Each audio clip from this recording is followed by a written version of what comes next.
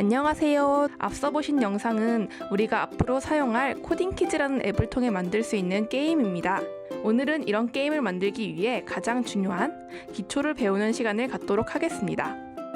자동차가 바퀴, 엔진, 핸들 등으로 이루어진 것처럼 게임도 여러 구성 요소로 이루어져 있습니다. 코딩키즈는 다음과 같은 구성 요소로 게임을 만듭니다. 앱은 소프트웨어이기 때문에 구현하는 개발자의 스타일에 따라 차이가 있을 수 있지만 대부분의 경우 유사합니다. 스마트폰도 제조사에 따라 모양과 형태는 다르지만 전화, 문자, 카메라와 같은 기본 기능은 동일한 것 같이 말이에요. 코딩키즈에서 앱은 액터, 씬, 앱으로 구성됩니다. 앱은 개별 프로그램으로서 이미지, 소리와 같은 리소스와 스크립트 같은 코드의 집합체입니다. 앱은 하나의 씬만 가지고 있을 수도 있고 여러 개의 씬을 가질 수도 있습니다. 씬은 여러 개의 액터를 포함하고 화면을 보여줍니다. 게임을 예로 들면 로딩 씬, 플레이 씬, 로그인 씬 등 기능에 맞게 여러 씬으로 구성할 수 있습니다. 액터는 씬에서 실질적으로 화면에 표시되거나 움직이면서 게임을 구성하는 요소입니다. 그림이나 글자를 표현하고 사용자의 입력에 반응하는 요소를 추가할 수 있습니다. 앱을 하나의 영화라고 한다면 씬은 한 장면을, 액터는 그 장면을 구성하는 배우, 소품, 배경 등이라고 할 수 있습니다. 다음은 액터의 구성 요소에 대해 설명하겠습니다. 하나의 액터는 이미지, 속성, 코드로 이루어집니다. 이미지는 액터의 겉모습을 담당하며 하나 이상의 이미지를 가질 수 있습니다. 속성은 액터에게 정해진 설정 값으로 문자열, 앵커, XY 좌표, 회전, 물리엔진 속성, 터치 반응 속성, 컬러 속성, 부모 액터 속성 등이 있습니다. 코드 혹은 스크립트는 액터의 동작을 제어하는 명령어의 집합으로 실질적으로 코딩이 이루어지는 부분입니다. 오른쪽 러닝맨의 경우 연속적으로 이미지를 넘기는 것으로, 상단의 화살표를 터치할 경우 이전 화면 혹은 다음 화면으로 넘어가는 것 등이 코드 입력을 통해 구현됩니다. 다음은 좌표에 대해 설명하도록 하겠습니다. 위치를 표현하는 방법을 좌표라고 합니다. 코딩키즈는 2차원에서 작성되므로 좌표는 두 개의 값을 가지며 화면에 표현되는 순서를 위해서 추가적으로 Z좌표를 쓸 수도 있습니다. 코딩키즈에서는 컴퓨터 좌표계와 수학 좌표계 두 개의 직교 좌표계를 지원하며 씬 속성에서 설정 가능합니다. 기본은 컴퓨터 좌표계입니다.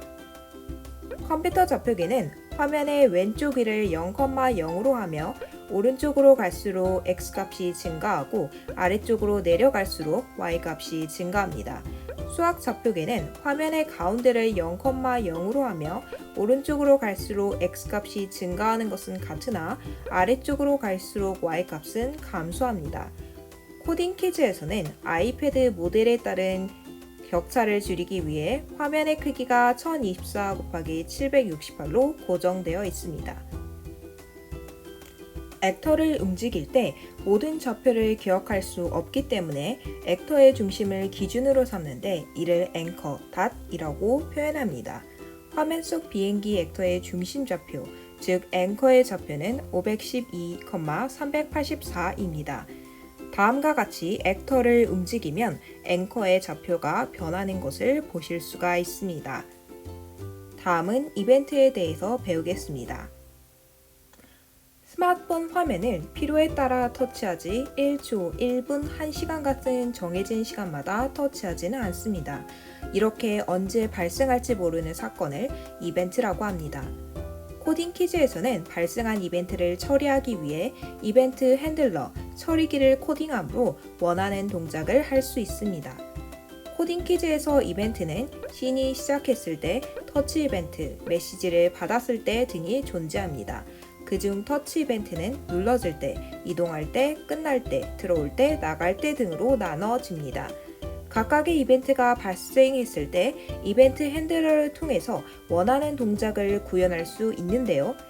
화면 속 초록색 직사각형은 터치하면 2배가 커지고 떼면 처음 크기로 돌아옵니다. 꽃은 터치로 움직이면 다음과 같이 회전하면서 이동합니다. 파란색 직사각형은 터치로 액터 안으로 들어오면 커지고 액터 밖으로 나가면 작아집니다. 다음은 명령어에 대해 배우겠습니다. 명령어는 액터나 씬을 조작하는 최소 작은 단위를 뜻합니다.